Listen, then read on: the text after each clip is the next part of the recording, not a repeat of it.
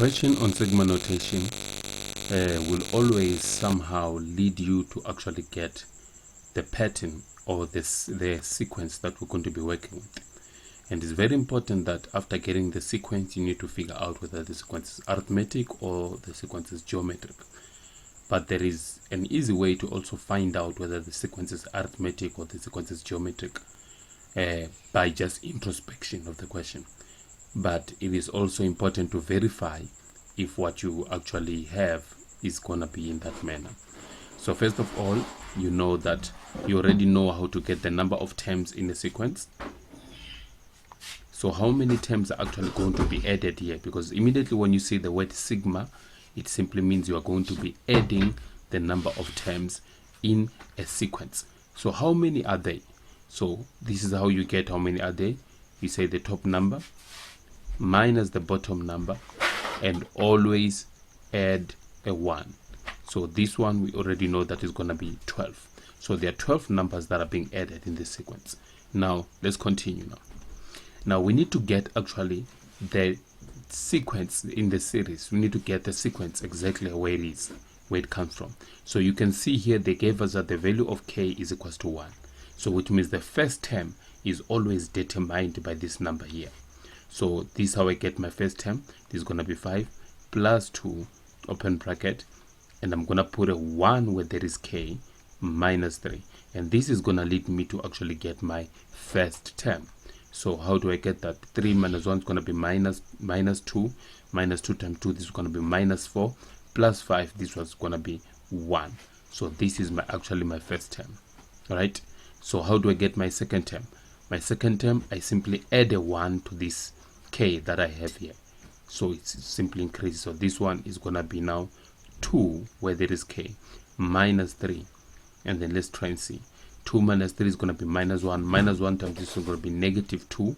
Negative 2 plus 5, which is going to give me 3. So this is my second term. Now how do I get my third term? You always increase k by 1 to get your third term. So this one now is 3 minus 3, which is going to be, so 3 minus 3 is 0. 0 times 2 is 0. 0 plus 5, this one's going to give me 5.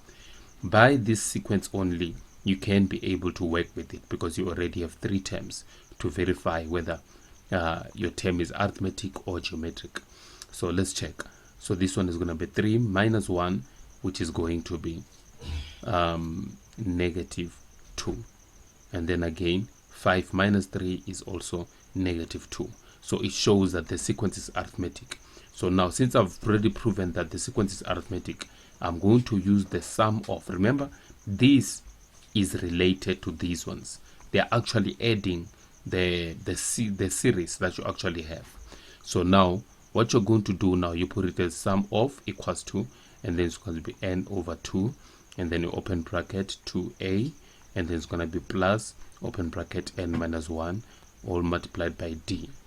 Now you're simply going to plug in how many terms are actually having as n. You have 12 terms. So you're actually adding a sum of 12 terms. So this one's going to be 12 divided by what? By 2. And then you open bracket. This one's going to be my first term. Definitely my first term is going to be 1. I already have my first term here. My first term is going to be 1.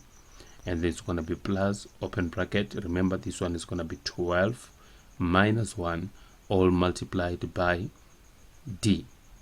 And d is the difference, by the way. We already have d, and d is negative 2. So let's patch that. Sorry guys, I just noticed a mistake here.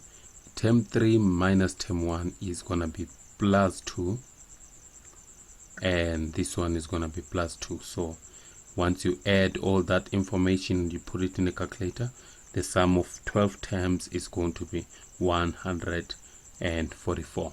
So that's the answer there.